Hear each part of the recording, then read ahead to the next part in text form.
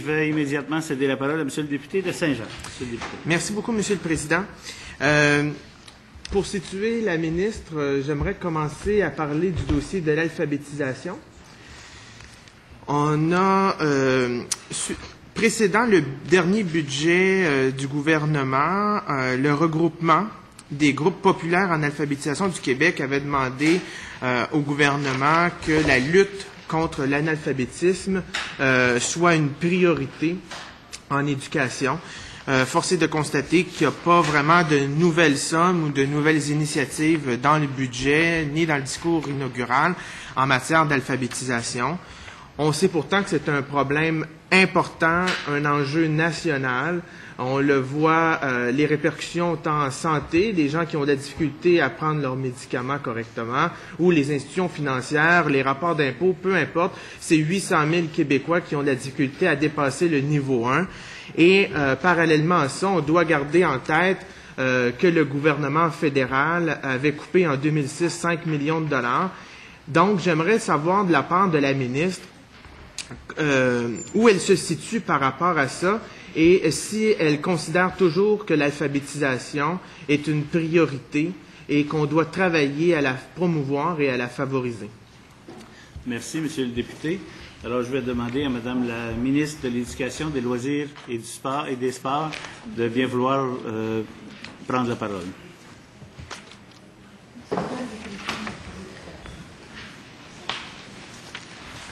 Je veux juste être sûre d'avoir une information complète pour répondre. Peut-être juste prendre le temps en attendant que j'ai les chiffres à vous communiquer, prendre le temps de vous dire que j'ai rencontré le regroupement des organismes en alphabétisation. J'ai pris le temps de les rencontrer. Moi-même, je proviens d'une circonscription où il y a un lot de personnes, dont des adultes qui sont dans des démarches d'alphabétisation dans des organismes de mon comté. Et je suis très consciente des enjeux. Je suis très consciente, je dirais aussi, des statistiques. Les statistiques sont préoccupantes lorsqu'on examine les études menées pour évaluer le degré d'alphabétisation chez les Québécois et les Québécoises. Et ça demeure un enjeu vraiment extrêmement important. Vous avez aussi raison de dire que derrière les enjeux d'alphabétisation, il y a d'autres enjeux sociaux. Et souvent, les organismes qui œuvrent dans le domaine de l'alphabétisation font des interventions qui sont aussi parfois de d'autres natures. Et je suis consciente de cela également. Peut-être juste à des fins d'information, donc vous dire que les budgets sont là. On m'indique ici là que le total des crédits octroyés dans le domaine de l'alphabétisation s'élève à un peu plus de 18 millions de dollars. C'est 18 229 800 dollars qui se déclinent là dans des champs d'activité, je vais appeler ça ainsi, que sont l'alphabétisation populaire avec tout près de 13 millions, dans la lutte contre le décrochage scolaire 2,3 millions, dans les programmes qu'on appelle l'école de la rue, un peu plus d'1 demi-million de dollars, et dans la formation continue à 1,4 million de dollars. Et il y a aussi, toujours sur le thème de la persévérance scolaire, des ententes de services qui s'élèvent à un peu plus de 200 000 $. Mais il y a aussi des projets qu'on octroie, il faut le dire, il y a du financement de base à des organismes, il y a des projets aussi qui sont octroyés pour environ 780 000 $, ce qui donne ce budget de un peu plus de 18 millions de dollars. Il y a 141 organismes communautaires qui sont soutenus à la mission. Il y a 15 organismes communautaires qui sont soutenus en entente de service et 31 organismes communautaires ont reçu des projets. Non, je devrais présenter ça ici. 30 organismes sont à la fois soutenus à la mission et ont aussi reçu un projet. Et il y a 187 organismes d'action communautaire qui sont donc, le total, là, 187 organismes qui sont soutenus par le ministère de l'Éducation, dont 180 en mission, au niveau de la mission globale. Peut-être aussi, en complément d'information, vous indiquer que lors de ma rencontre avec le regroupement des organismes en alphabétisation, j'ai entendu et j'ai compris des doléances qu'ils avaient au niveau de... Et je suis sûre qu'il y avait... il y avait aucune intention de la part du ministère j'ai envie de dire, de compliquer la vie des organismes, là, loin de là. Mais je dirais le temps a fait en sorte que les périodes d'analyse et d'octroi des subventions s'est retrouvées au fil des années décalées. Et ça présentait des inconvénients que je qualifierais des inconvénients importants aux organismes qui recevaient, j'ai envie de dire, je vais vous donner un exemple. Quand moi je suis arrivée le 11 août dernier, c'est plus tard à l'automne, on est en septembre ou octobre, au moment où j'ai signé les lettres autorisant les subventions à la mission et autorisant les projets. Et j'ai reconnu avec les organismes le fait qu'ils reçoivent à ce moment-là de l'année les budgets leur permettent pas d'organiser les activités dans les calendriers connus, je dirais, là, de la rentrée en septembre et tout ça. C'est que j'ai convenu avec eux qu'on demandait au ministère de tout faire pour que la période d'analyse de projet, qu'on récupère les mois qui avaient été perdus avec le temps. Et si je me trompe pas, c'est pour le mois de juin. C'est pour le mois de juin dorénavant qu'on va tout mettre en œuvre là, pour que les lettres d'annonce des subventions à la mission et les lettres d'annonce pour les projets soient plutôt signées avant la fin du mois de juin, permettant ainsi aux organisations de se préparer de se préparer et d'être plus prêts avec ce qui est convenu d'appeler la rentrée dans le secteur de l'éducation et de l'alphabétisation.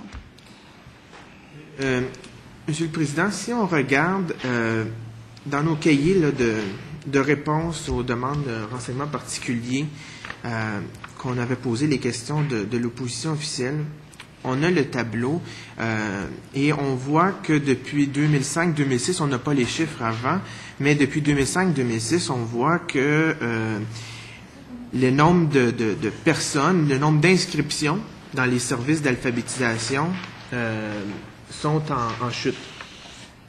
Et comme je vous ai dit préalablement, parallèlement à ça, on a j'ai compris là, de la présentation que vous avez faite des budgets actuels du ministère, mais on a encore toujours à côté un 5 millions le 5 millions qui est pas indexé, on s'entend, mais 5 millions de septembre 2006 que le gouvernement fédéral a coupé via le programme d'apprentissage, d'alphabétisation, d'acquisition des compétences essentielles des adultes, qui, à l'époque, en 2006, si on se fie à la note de votre ministère, qui entendait étudier la possibilité de rapatrier les sommes contenues dans cette entente fédérale-provinciale pour faire en sorte qu'on ait recherché ce 5 millions-là, qui est essentiel pour les groupes d'alphabétisation. Donc, est-ce que c'est encore une demande de votre ministère d'aller chercher cet argent-là du gouvernement fédéral et de voir quelles sont vos actions que vous allez poser pour aller chercher cet argent-là? Madame la ministre. Vous savez, donc, historiquement, vous le savez parce que je pense que ça a été traité dans d'autres études de crédit par ma prédécesseur notamment. Donc, je ne vais pas reprendre tout l'historique des actions menées, mais peut-être vous dire que dans la dernière année, à compter de mai 2010, des négociations se sont intensifiées entre le ministère fédéral des Ressources humaines et du développement des compétences Canada. Notamment, une rencontre s'est tenue en juin 2010 sur cette question. Et par la suite également, peut-être vous préciser qu'en novembre dernier, en novembre 2010, une lettre sous la signature de la sous-ministre du ministère de l'Éducation, du loisir et du sport a également été acheminée au sous-ministre des Ressources humaines et du Développement des compétences Canada, où on rappelle nos attentes et on rappelle également le fait que pour le Québec, il y a une compétence du Québec en matière d'éducation. On rappelle dans cette lettre les priorités que l'on accorde, notamment les priorités de développement en alphabétisation.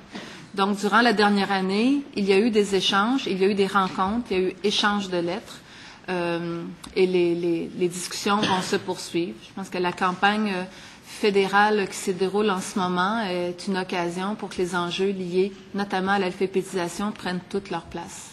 Okay. Merci, Monsieur le Président. Est-ce que la ministre a un échéancier, une fenêtre, un horizon pour aller chercher cette entente-là? Parce qu'on le voit, là, il y a vraiment une diminution. En 2005-2006, on parlait de 15 257 inscriptions en alphabétisation. Et maintenant, en 2009-2010, mais c'est pas maintenant, mais c'est la dernière année qu'on a, 12 109. Donc, on parle d'à peu près 3 000 personnes de moins. 3 000 personnes, ça peut ne paraître pas beaucoup, mais quand on dit 3 000 sur 15 000, c'est beaucoup. Et quand on parle de 800 000 Québécois qui ne dépassent pas le niveau 1 ou qui ont de la difficulté à le dépasser, c'est beaucoup de personnes qu'on laisse en plan. Donc, est-ce que la ministre a une idée? Quand on voit que cet argent-là, exemple, là, 2 exemples concrets dans le bas du fleuve en Gaspésie, 2 commissions scolaires qui ont eu de l'argent de ce programme-là, des initiatives fédérales, provinciales, qui ont pu mettre à jour un plan de communication, mettre en place un site web, des publicités radiophoniques, engager des ressources dans les milieux pour faire de l'animation, de la promotion, pour aller cibler des clientèles, les jeunes, les aînés, les travailleurs, et faire en sorte que ces gens-là puissent avoir une formation d'alphabétisation. On a augmenté de 12% le nombre d'inscriptions. Et suite à 2009, suite aux coupures du gouvernement fédéral, le comité mis en place dans ces 2 régions-là a été obligé de se saborder parce qu'il n'y avait plus d'argent. Et là, on revient au point 0. Donc, est-ce que la ministre a un échéancier pour aller chercher cet argent-là qui est important pour le Québec et sinon de mettre davantage d'argent au sein de l'alphabétisation via son ministère? Merci, M. le député de Saint-Jean. Madame la ministre. Juste indiquer au député qu'il a bien vu que des démarches sont en cours auprès du gouvernement fédéral. Ce sont des démarches qui vont se poursuivre. Je peux même lui donner l'éclairage là sur un peu l'écueil que nous rencontrons. C'est le fait que du côté du gouvernement fédéral, en tout cas, je veux plutôt dire du côté du gouvernement du Québec, on insiste et on fait les représentations pour que les projets que le gouvernement fédéral pourrait financer, premièrement, que ça se fasse en tout respect des champs de compétences du Québec et que, notamment, les clientèles qui sont plus éloignées du marché du travail soient bel et bien admissibles et couvertes par le financement qui pourrait provenir là d'un partenariat avec le gouvernement fédéral. Et au moment où on se parle, c'est sur cet enjeu des clientèles plus éloignées du marché du travail. C'est sur cet enjeu-là que les discussions se poursuivent. Je vais aussi donner un éclairage que je pense qui est intéressant aux députés. C'est le fait que il parle des baisses d'inscription dans les services d'alphabétisation. Les données qu'il cite sont exactes, mais je veux juste donner un éclairage sur le fait qu'il y a par ailleurs en éducation des adultes des hausses d'inscription. Et moi, ce qu'on m'indique, c'est aussi le fait qu'il y a eu des services. Et là, je vais être bien comprise. Là, je suis pas en train de dire que ce qui se faisait dans le passé n'était pas correct. Là, je vais être bien comprise, mais je dirais que sous le grand thème de l'alphabétisation, il y avait certains services qui étaient rattachés à cela, qui ont été, je dirais que comme une réorganisation, je pourrais appeler ça comme ça, ce qui fait que les services maintenant sont identifiés aussi dans certaines catégories où je pouvais peut-être retrouver avant ces adultes-là comme étant admissibles à l'alphabétisation, mais je ne dis pas tous, là, je ne veux pas prétendre ainsi que il n'y a pas d'impact au retrait du gouvernement fédéral. C'est pas ça mon propos. Mais je veux juste atténuer l'analyse de la baisse des inscriptions au niveau de l'alphabétisation en insistant sur le fait que, par ailleurs, je retrouve des adultes inscrits. Je vais vous donner un exemple. On me parle des modifications au programme d'Alpha en me disant que depuis 2008-2009, avec l'implantation du renouveau pédagogique aux adultes, les étapes 3 et 4 du programme d'études d'alphabétisation sont dorénavant intégrées au préscolaire. On constate une hausse d'inscription dans ce service d'enseignement passant de 5 356 inscriptions en 2007-2008 à 11 410 en 2009-2010. Ça, c'est un exemple que je peux donner où on parle ici d'une notion d'alphabétisation, mais intégrée, les chiffres sont intégrés à des notions liées au préscolaire. Un autre exemple qu'on pourrait donner, c'est l'intégration socio-professionnelle. Il y a une clientèle de plus en plus nombreuse qui désire acquérir des compétences et qui suivent une formation menant à un métier semi-spécialisé. On parle d'aide concierge, d'aide cuisinier. Et juste peut-être mentionner ici, on constate une augmentation des inscriptions dans ces métiers semi-spécialisés de 11 607 inscriptions en 2007-2008 à 14 124 en 2009-2010. On peut parler aussi, par exemple, de l'intégration sociale.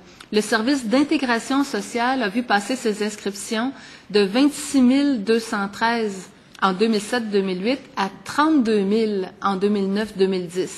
C'est un service qui permet aux adultes qui éprouvent des difficultés d'adaptation sur le plan intellectuel, social, physique, d'avoir accès à un cheminement personnel visant l'acquisition de compétences de base dans l'exercice d'activités, de rôles sociaux, et ça mène à la poursuite des études.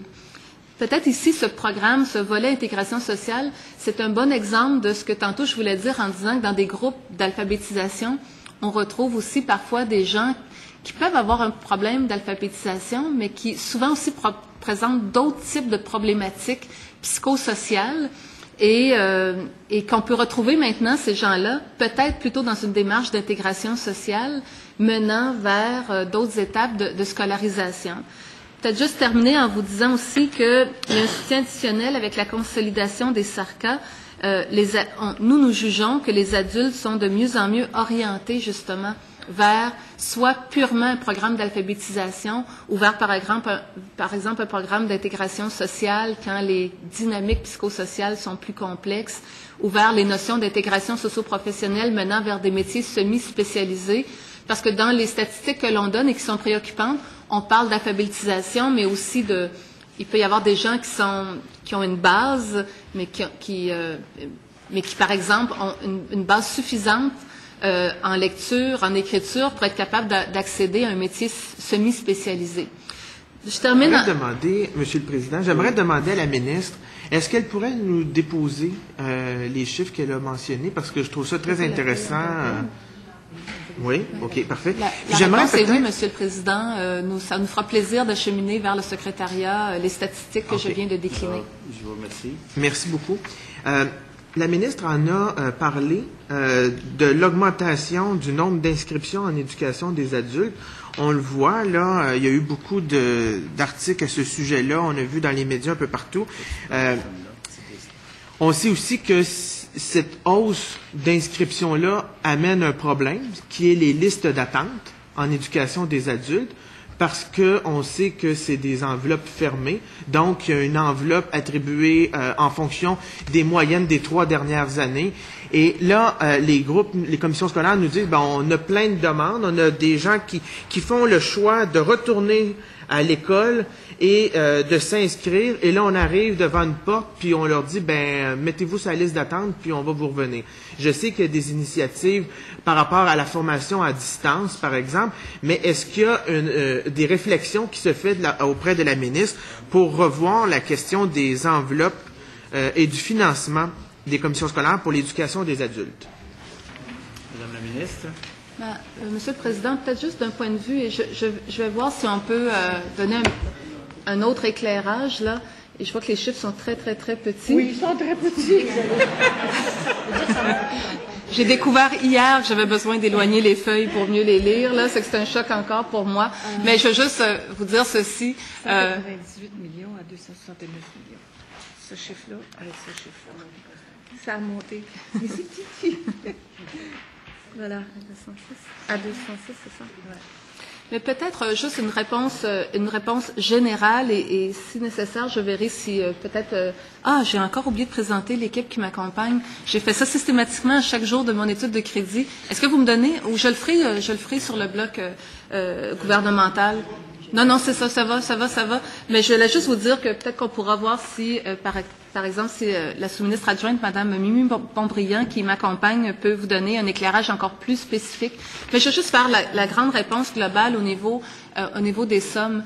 Je pense qu'il faut qu'on se remette dans un contexte où le gouvernement du Québec a choisi de faire des déficits, ce qui n'est pas banal, là, de faire des déficits pour ne pas couper dans des services. Mais je voulais juste remettre ça dans le grand contexte. Donc, ça comprend les services en santé et en éducation. Je voulais juste remettre ça dans son grand contexte parce que il y a là un choix qui a été un choix important. Les crédits en éducation, ce sont des crédits qui ont été augmentés. C'est vrai pour le réseau primaire, secondaire, pour le réseau collégial, pour le réseau, bien sûr, universitaire avec le plan de réinvestissement. Mais par ailleurs, donc, je veux juste indiquer que l'effort budgétaire, c'est un effort budgétaire important au prix de faire un déficit et au prix de devoir faire les sacrifices que aussi les réseaux des commissions scolaires, des cégeps, des universités devront faire au niveau administratif pour qu'on retourne à l'équilibre budgétaire en 2013-2014. Donc, je conçois qu'on dise les besoins sont là, les demandes sont importantes. On m'indique ici là, que les crédits... Mais je vais juste voir... est-ce que j'ai le chiffre pour cette année? En terminant. Je vais juste vous expliquer. Parce que là, le chiffre...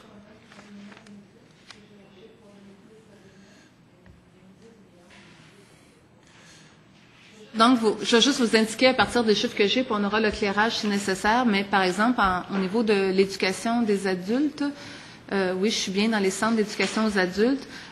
Pour faire une comparaison, en 2005, OK, ça, c'est les inscriptions. Alors, d'accord. Je suis désolée, c'est parce que ce n'est pas les chiffres des crédits. Oui, Madame la ministre, nous pourrons y revenir. Le temps est déjà écoulé pour cette première période d'échange. Je suis désolée. Et vous allez me permettre de céder la parole à Monsieur le député de Charlebourg,